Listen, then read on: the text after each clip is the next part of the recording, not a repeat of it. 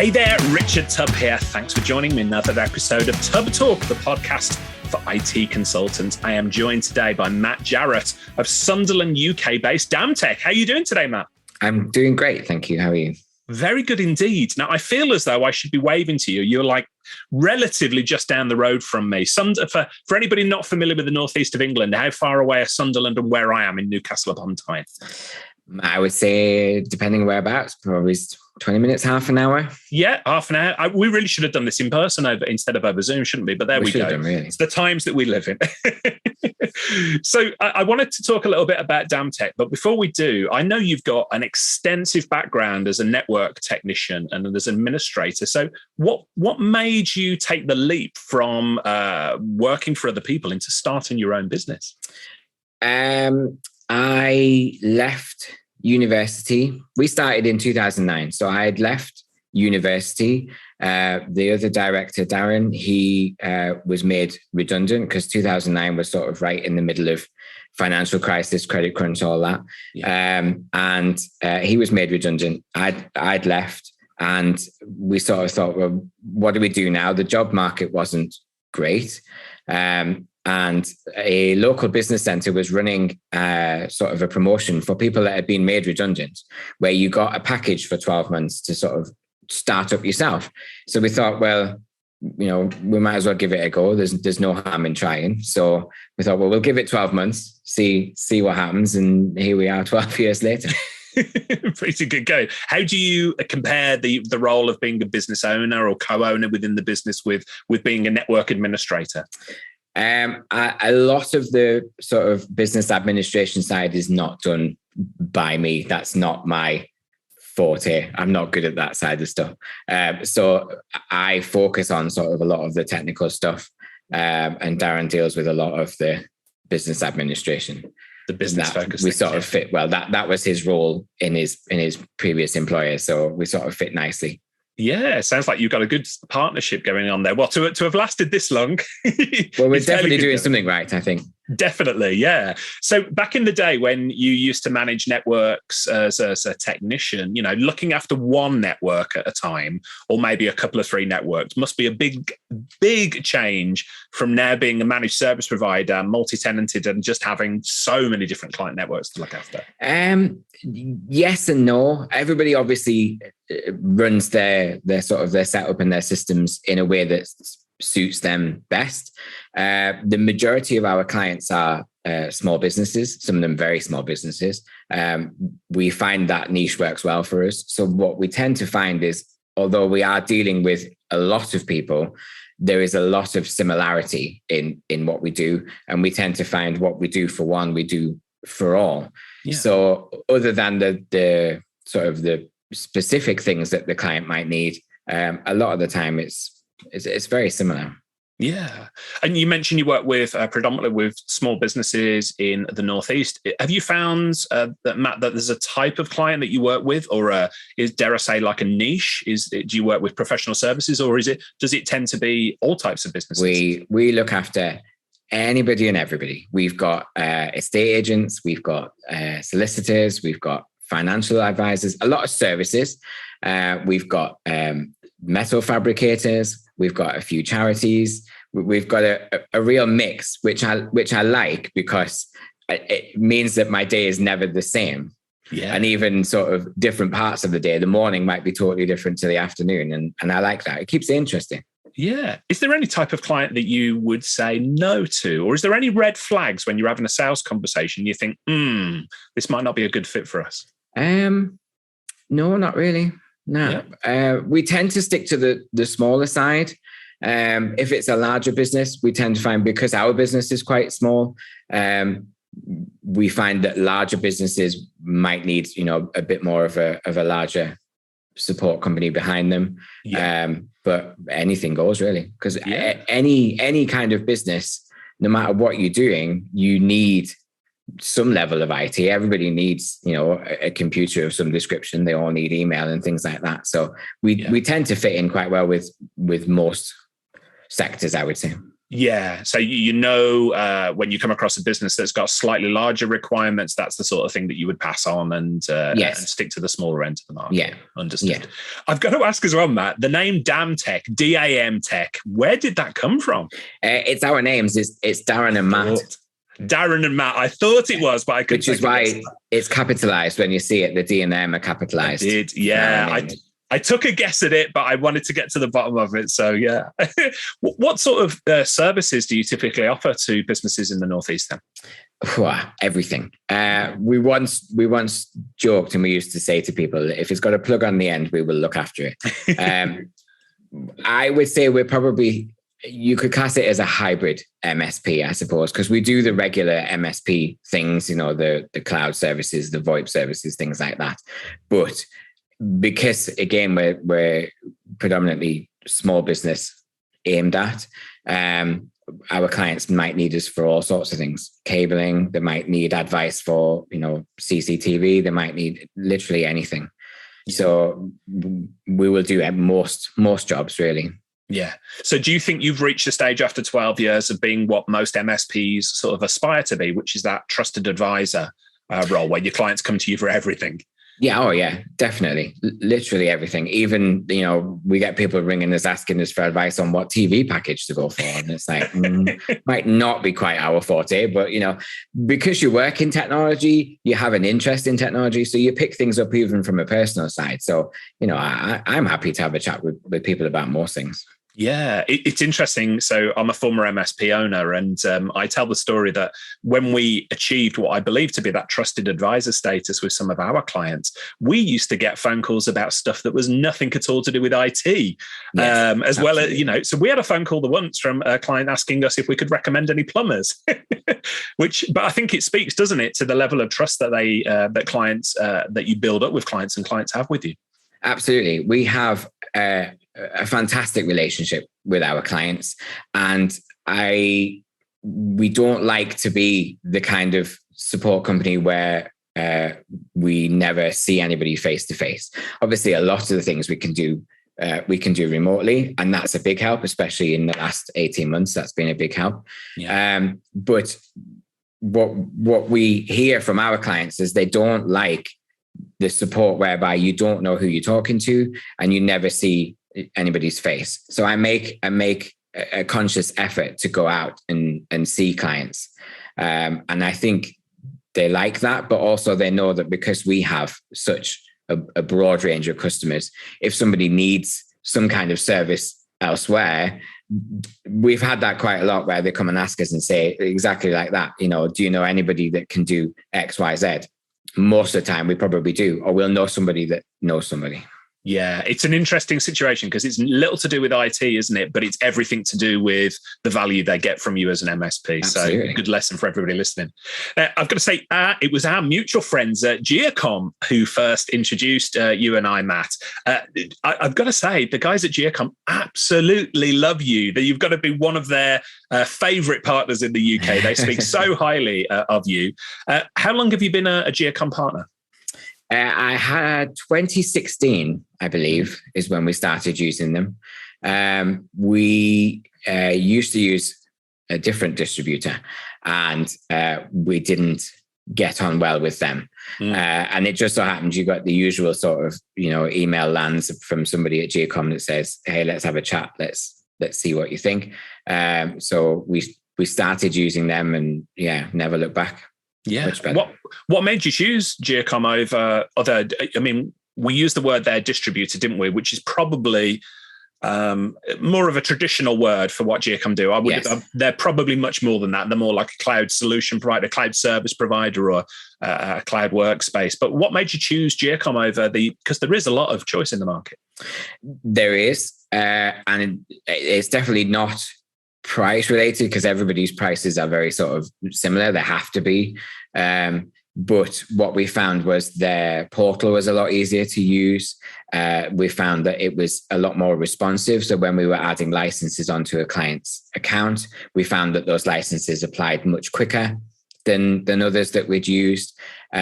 We had an account manager that we could contact Previously, it got to a point whereby we didn't know who our account manager was with other ones, and it was a nightmare when you tried to get hold of somebody. Now, I think I've had maybe 2 account managers in the whole time we've been with them, and it's much easier to get hold of somebody. And when you've got questions, that you can actually know there's a person to speak to.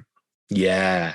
I was thinking actually while you were saying earlier on how you've built up the business with DaMTech in your local area in Sunderland and in the Northeast there, and how people do business with you because they know you, they like you, they trust you, and I think a lot of people listening to this will absolutely understand that. So for the benefit of anybody, perhaps even outside of the UK who are not familiar with Giacom, they are a cloud marketplace, what we used to call in the day a distributor.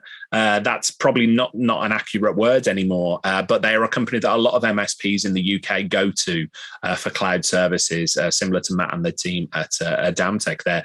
But again, it's really interesting to hear you say that you work with them because you've got Simon as an account manager, human beings that you can talk to. When we are in that world of self-service, aren't we? But we still need a human to speak to over the other end of a phone when we need to.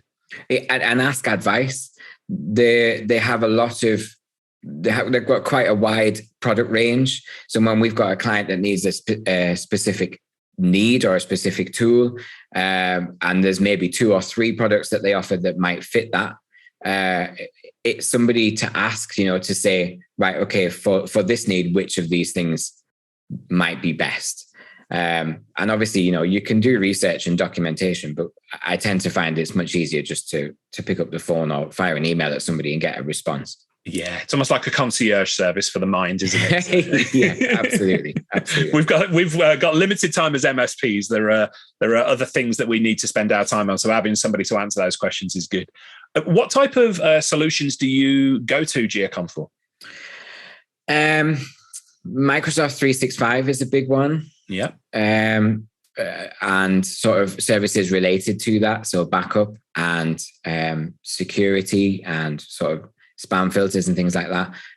They do a bundle for 365, which they call 365 Secure, which gives you sort of the 365 licenses, but alongside that, it gives you a backup with Acronis, and it gives you sort of mail security with a product called VAID.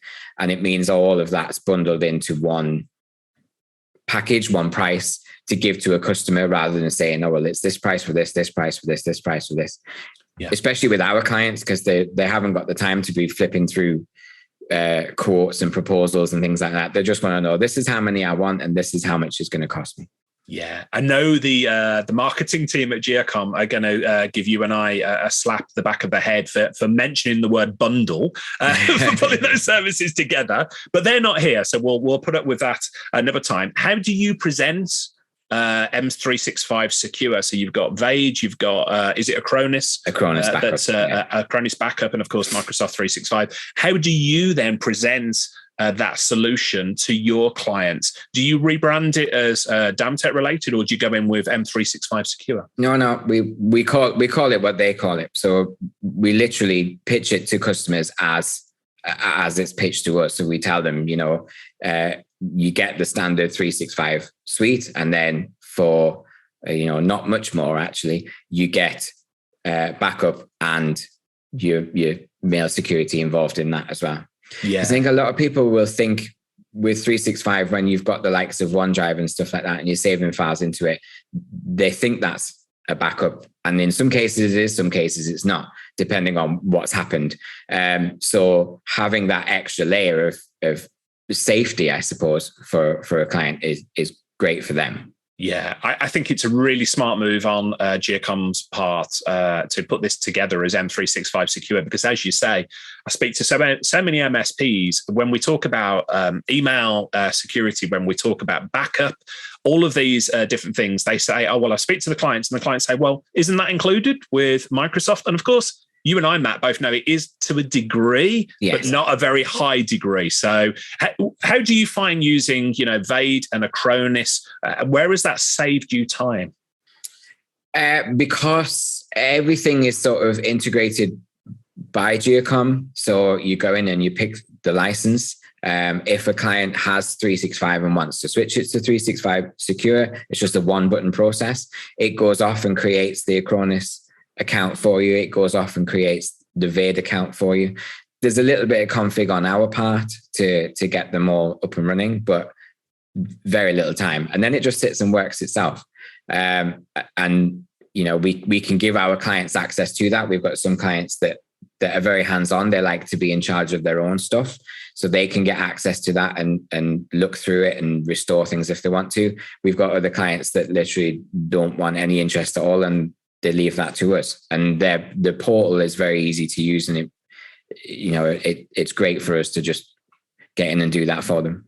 Yeah. And I've done, for the benefit of listeners who want to see more of this, not just hear about it, I've done some video demos with Giacom around the cloud portal, and it really is an impressive solution. I've got to ask the question, if you've come across clients who have already got a solution in place, it might be M365, it might be something else. How do you find migrating those clients into the M365 Secure platform? Is it easy to upgrade existing licenses? If the client's tenant is already through Giacom, it's just one button. You press one button and it does it for you.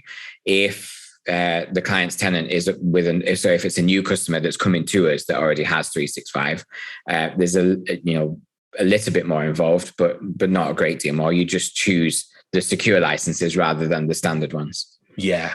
And how have you found in terms of lowering your cost of support as well? Has it saved you any headaches with clients? It's definitely saved a few headaches when people have rang in a panic and said, I had a folder that's disappeared all by itself, because it's always all by itself. It's always by itself, isn't it? Yeah, it's done it all by itself. And they like the fact that within a matter of minutes, we'd say, right, when did you last see the folder? And you click restore. It asks you where you want to restore it. I generally put it somewhere else so they can check through it, and then they're over the moon and they're relieved because they've got that data back. Yeah, as opposed to, I guess, the alternative solution that I remember. I mean, I'm old enough, Matt, to remember BPOS, the Business Productivity Online Suite, which was the early precursor to Microsoft. We called it something different to BPOS, but I won't go into that. But yeah, when we needed to do restores and that, it was a nightmare, because it was technically possible, but there was a lot of heartache and effort actually went into doing that. So I can imagine it's a real, you don't have to worry asking why things went wrong, just that you can restore the data. Just that you can do it. But even like when we started, 365 wasn't a thing. So we had clients that, they had on-site file servers.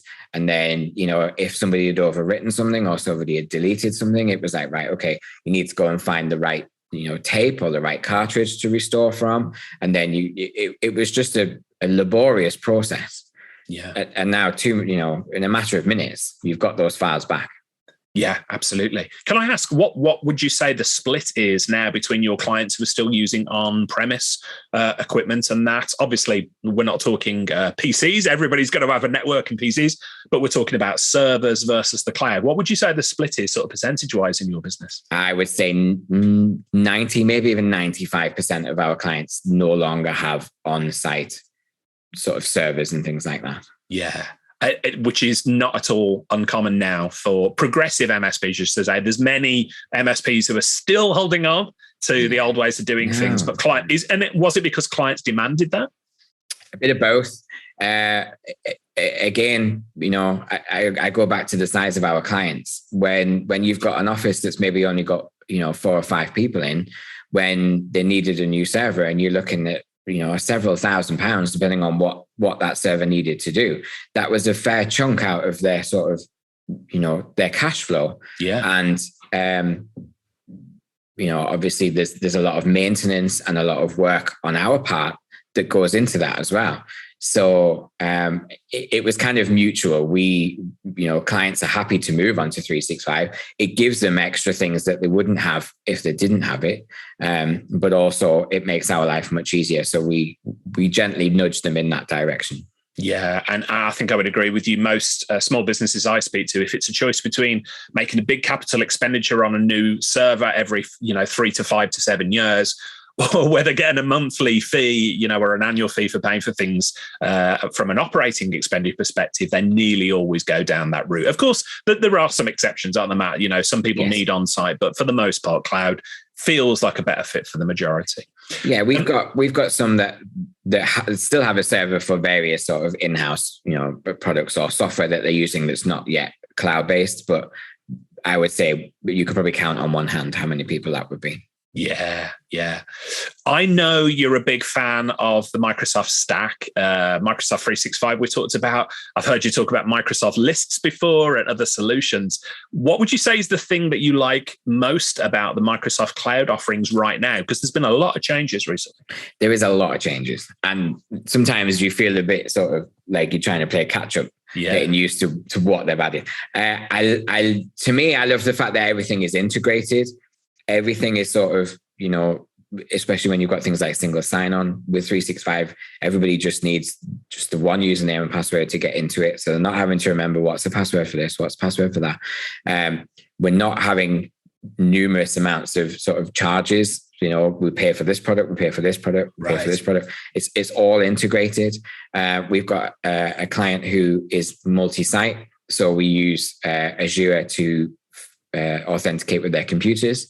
And they love the fact that they can just wander into any branch. Doesn't have to be their usual one. They can sit down, same username and password, their desktop appears, their email appears, all of their shared folders appear.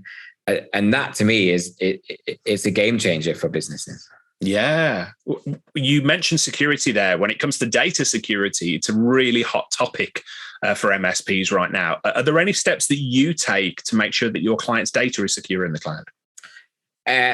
Two-factor authentication, obviously, is a big one. That's a big hot topic at the minute as well, I think. Yeah. So all of the sort of the services and the tools that we use are all, utilize things like that. Password managers, obviously, is a good one, and one that we sort of push out to clients as well. We, suggest there's nothing worse than when you go in and it's like, right, what's the password for this? And there's always the same password over and over, and you're just like, oh no. And it takes a lot. You can understand where people come from needing just, the need for one password, because it's much easier for them, and I get that and appreciate that, but obviously it's not the best. So we push that out, and we're sort of on a rolling program at the moment to sort of persuade clients to roll out two-factor authentication to all of their staff. You do get a bit of resistance from that, but it's easily overcome, I think.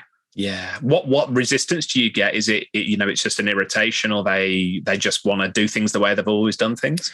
A bit of both. Some people, they don't feel like they want to use their personal phone for, authentication for a work thing, and I get that, but obviously there's ways around that with like secure keys and things like that. So it's a bit of retraining as well, and when you've got some people that have done the same job for a long time, and they're used to doing it a certain way, and suddenly they're interrupted by this sort of extra authentication method, it can be a bit jarring for them, but they soon overcome it. Yeah. How do you help educate them to, the perils of not using 2FA? Because, even though you deal with small businesses, every business is a target for these cyber criminals now. Nobody's exempt from it. So how do you educate them that, you could be a target? A lot of training, a lot of talking to people. Yeah. Because obviously people, you hear on the news all the time of people that have fallen foul of things and sent money places and things like that. And what we tend to find a lot with 365 users is they're targeted quite a lot with phishing emails to collect credentials and things like that. So people will know of somebody that's had their email account, hacked and sent out. So everybody's come across that. Everybody's received those emails. So they're aware of it. There are tools. Giacom have a tool, or they work with a company called USecure, which is great for that. That can send out, you can set up campaigns that you can send out your own phishing emails to clients and sort of see how they react to it, see if anybody falls for it. And then you can sort of pinpoint those people directly and say, look, this is what to look out for. This is how you would have done this differently. But we also just say to clients, if you get an email and you don't know, whether it's legitimate or not, just send it, just show us it or send us a copy of it, and we can have a look at it for you. I am quite happy to click on suspicious links on behalf of people to see what happens. Yeah, in a secure environment, we should say. Not yes. Just oh yeah, absolutely. Yes. I'm intrigued, Matt. The phishing training that you talked about, you secure on that, which is, I see lots of MSPs now utilizing that. It's a really good training method. How do people react when you speak to them after they've done, dare I say, the wrong thing? If they've clicked on a link in a phishing simulation that you've sent out, how do you delicately broach the subject of, that wasn't a good idea? The beauty with this one is it tells them at the point that they've done it. So it's not me that has to sort of catch them off guard and say, hey, you clicked on that link and you shouldn't have. Because I feel if it was that way around, they would be very defensive. It's, it wasn't me. I didn't, even though you've sort of got the demonstration of it. But I think people are, afraid's the wrong word, but people are wary about things and they know it happens and they don't want it to happen to them. So what we tend to find is when we do have that conversation with people, they're very willing to take on what we tell them because they would rather it be a demo that they've fallen for, that we've been able to catch it rather than the real thing. Yeah. And again, I would say from the outside looking in, Matt, you've built up that trust with them as well. So they know you're not trying to make a fool out of them. You're just trying to keep them safe, which is, I guess, another reason why USecure works so well for you. Yes. Yeah. Hey, Matt, one of the reasons that I wanted to speak with you is I get a lot of feedback here on the on Tub Talk, on the show, from people saying, oh, you interview big companies and, all sorts of people who focus on niching in certain verticals and all of this jazz. As we've established, Matt, you're a two-man shop based out of the northeast of England. You work very successfully with small businesses close to you, but also you're effectively a one-stop shop. So clients come to you with anything with a plug on the end of, or perhaps anything not with a plug, and ask you for help with it. One of the services that I know that you've offered or do offer is voice over IP. Is there a specific technology that you recommend here to clients? How does VoIP work for you?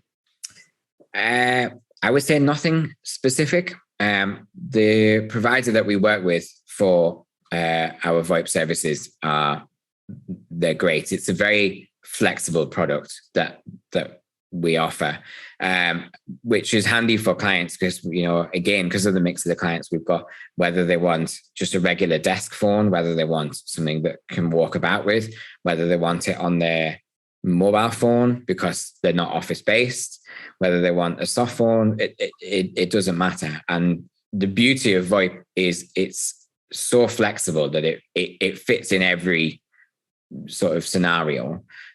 You can make the system as big or as small as you want. If you want to look like you're a big company with option menus and hold music and all that kind of exciting stuff, you can do. If you basically just want your phone to ring, it can do that. And that's what we like about it. And the fact that it's so flexible is you can change that on the fly.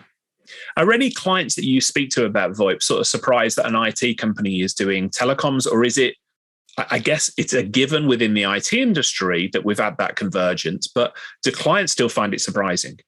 I think some do. I think even though we sort of, we advertise it and promote it, some people don't think to speak to their IT company about their VoIP system.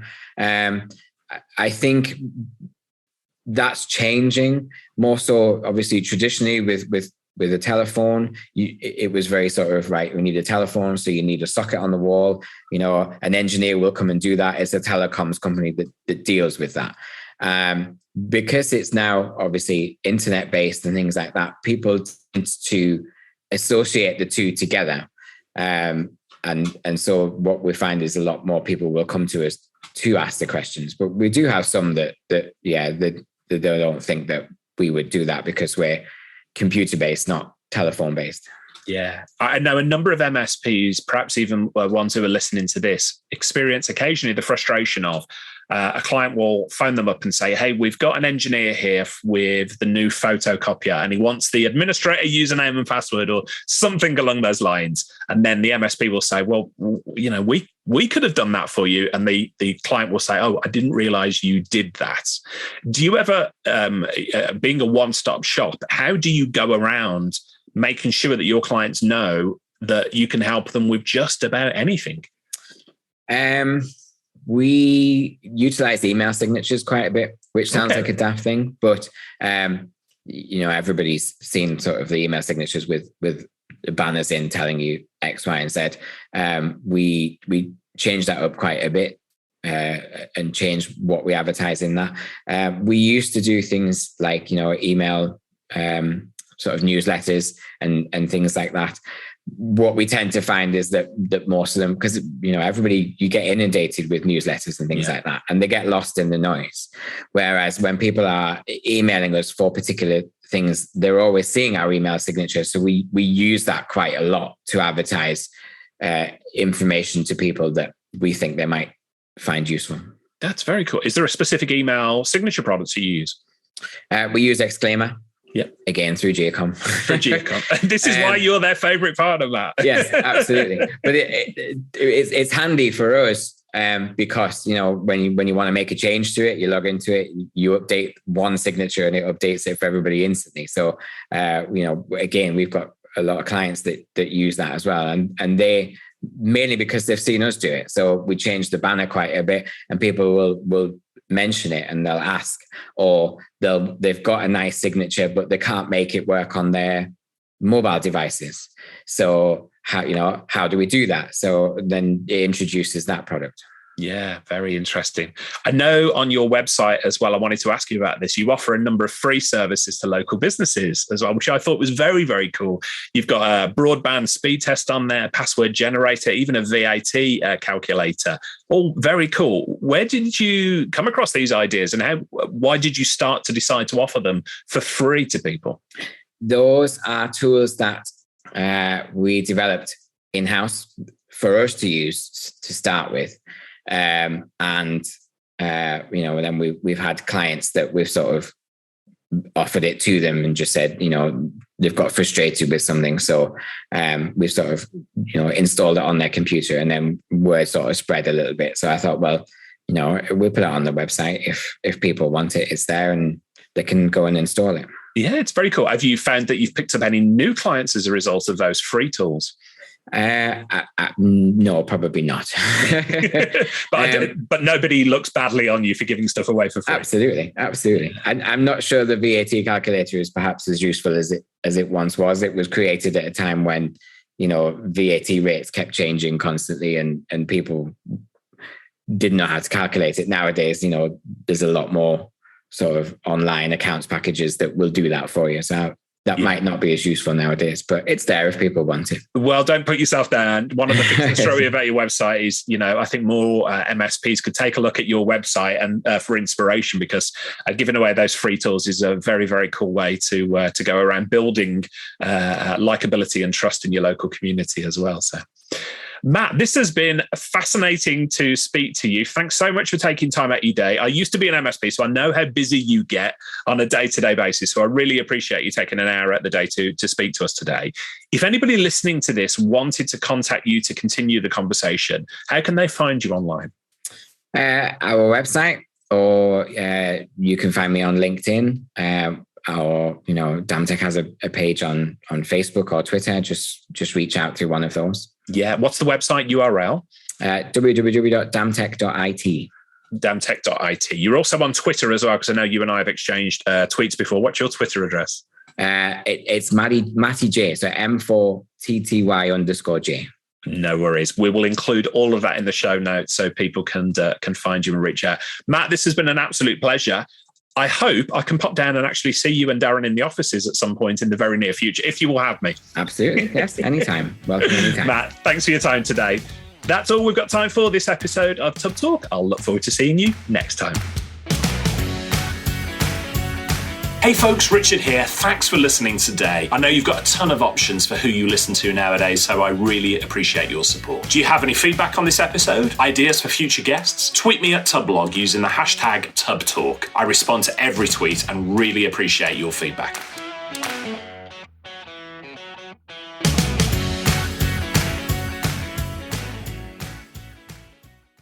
Hey team, this is Richard again. Just one more thing before you take off, and that is MSP Insights. Now, every Tuesday, I share my thoughts on the business of IT with you, the managed service community. Thousands of managed service providers already subscribe to MSP Insights. It's easy to sign up, easy to cancel. MSP Insights is basically a short email from me every Tuesday without fail with advice on growing your IT business, plus cool resources I've found, discovered, or started exploring that week. It's kind of like my diary of cool things and often includes articles or books I've read, tools I've discovered, and events I think you'd be interested in, often sent to me by my friends and Tub Talk podcast guests. So if that sounds fun, a short tiny bite of MSP goodness every Tuesday, and you'd like to try it out, just go to go.tub.co/Tuesday. That's go.tub.co/Tuesday. Drop in your email and you'll get the very next one. Thanks for listening.